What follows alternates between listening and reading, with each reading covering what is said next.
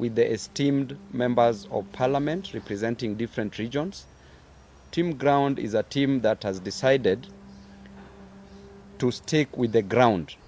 Team Ground does not care what the sky says, but will ensure that the sky delivers that which they promised to the ground. And the esteemed members of parliament are representing different regions. Some of us are not present today because we are on recess, but we are over 20 members of parliament who have dedicated their lives. They have agreed, they want to toil and moil, and they will never sit on their hands to see Kenyans suffer. Today we are here with Honorable Gathoni wa Mushomba, representing Kiambu County, the central region, and representing the interest of young men and women across the country, representing the interest of the aged also across the country. We are also here with an esteemed member of parliament all the way from the western region, Busia County, Honorable Catherine Omanyo, also representing the interest of Kenyans across this nation. We are also here with Honorable Amo from Starehe, Amos Mwago. Amo ndio best, ukienda huko Starehe hivyo ndio anaitwa, representing constituents from Nairobi County, representing Kenyans from within the nation. And we have a presser. Each member of parliament here will be given an opportunity to speak about issues, the state of the nation, matters affecting Kenyans, the issues of concern. We have a presser that I will read. Then after that, we'll give an opportunity to every member to say a word. Now we have apologies from some members of parliament. Mheshimiwa Kibagendi from Kisii County. We have an apology from Mheshimiwa CNN Charles Nguna, representing the Eastern region. We have an apology from Wanami, all the way from Bumula, Bungoma County. We have an apology from Mheshimiwa Umi. We have an apology from Mheshimiwa Mwenje, Nairobi County. We have an apology from Mheshimiwa Caleb Amisi. We have an apology from Mheshimiwa Kibagendi. We have an apology from Mheshimiwa Basil and other Waheshimiwas, from Mheshimiwa Ledama Olekina, and we also have an apology from Senator Eddie Okech. So we will read this, and we'll also give you a way forward on how we will be working as Team Ground moving forward. Our fellow citizens, let me once more start by expressing my solidarity with the Kenyan youth and families who have lost their lives, sustained injuries, been abducted, or whose loved ones are still missing to date following the protests by the young people of Kenya who have been calling for good governance of their country. We are making this address in response to the many phone calls, text messages, social media uproar, and direct requests to us by distressed Kenyans who feel the political class has abandoned them after the recent constitution of a new cabinet by President Ruto. Number one, after suffering for many years because of bad politics, poor governance, corruption, and incompetence in the management of the affairs of their country, the Gen Zs and millennials of Kenya came out in large numbers to exercise their Article 37 rights to assemble, demonstrate, picket, and petition their leaders. In this bold move, they outlined the issues they wanted the president to address to reduce their suffering and to create opportunities for them. After withdrawing the draconian Finance Bill 2024 and dissolving his incompetent cabinet, President Ruto promised that he would engage in an open national dialogue to listen and get the issue at stake with young Kenyans before forming another cabinet.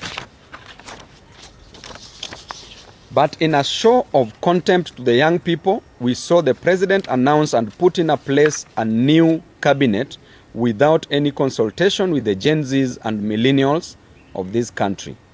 He has since held no dialogue or any engagement to ascertain the problems that led to the recent protests.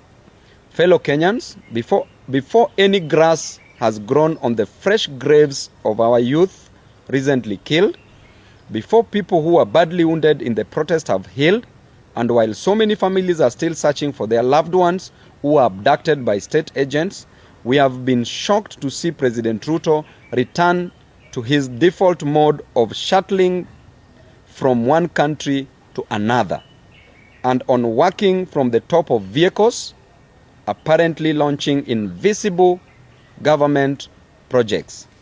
Ladies and gentlemen, we want to send a message to President Ruto in very simple but clear terms, as the Gen Zs and millennials of Kenya have sent us to tell him that the young people of Kenya feel you are showing them contempt by ignoring all their issues and reverting to business as usual mode, while they are hurting from the burdens imposed on them by the failures of your bad policies. The young people are not happy with the fact that you have refused to offer compensation for the families whose loved ones were shot and killed by the police on the instructions of your agents. The young people are unhappy that you have refused to pay for the medical expenses of the people who were wounded by the police. The Gen Zs and millennials of Kenya are unhappy because you have refused to free the youth who were abducted by the police, and you have refused to drop the trumped-up charges against the peaceful demonstrators who went to the streets to ask for good governance of their country. The young people are shocked that you have refused to drop the new funding model of college and university education, which is forcing them to drop out of college. The young people are asking you to show them the practical steps you are taking to create jobs in Kenya to pull them out of this high unemployment. Mr. President, the young people are asking you to take immediate action to lower the high cost of living that is driving them crazy. The young people of Kenya are asking that you show them the reforms you are proposing to address corruption and looting of government resources by people who are under your direct supervision. They are asking that you show them the reforms you are undertaking to improve the competence and quality of your bureaucracy to enable the government to be responsive in service delivery and development. Mr. President, it is a matter of just a few months and another finance bill 2025 will be facing Kenyans again. The young people of Kenya are worried that on March 2025 will find them with no change at all, and they will be forced back to the streets to protest poor governance and poor policies and to reject the finance bill 2025. As a youthful leader in this country, together with other youthful leaders and other leaders, we want to appeal to you in a special way that you take your time off the top of your vehicles and sit down with your top advisors, including your new cabinet, and review and change the bad policies that your administration unleashed on Kenyans for the last 2 financial years. Kindly consider the welfare of the children of this country. Please engage the youth in this country and show them that you care for them. Take practical steps to demonstrate that you have the interests of the youth of Kenya at heart before you revert to your default mode of stating in public things that you don't mean and you don't intend. Mr. President, walk the talk. Swing, don't sing. As a Christian, we say you do not do what you say in order to restore the vital trust that should exist between the people and their government. We want to remind you of the words of J.F. Kennedy, that those who make peaceful revolutions impossible make violent revolutions inevitable. Do not tempt the young people of Kenya too much. They have given you a break to reassess your priorities and get things right. They are shocked that you can't get anything right. And lastly, I want to say that should you fail to deliver to Kenyans, there's only one person that I know that will be easily defeated in 2027. Defeating you, Mr. Ruto, in 2027 will be easier than reciting vowels. Any living thing that is capable of locomoting or moving from one place to the other will defeat you in 2027. Even if you take a goat and dress the goat and put it on the ballot, will defeat you in 2027. Thank you and God bless you. Let me take this opportunity to give Mheshimiwa Mudhoni.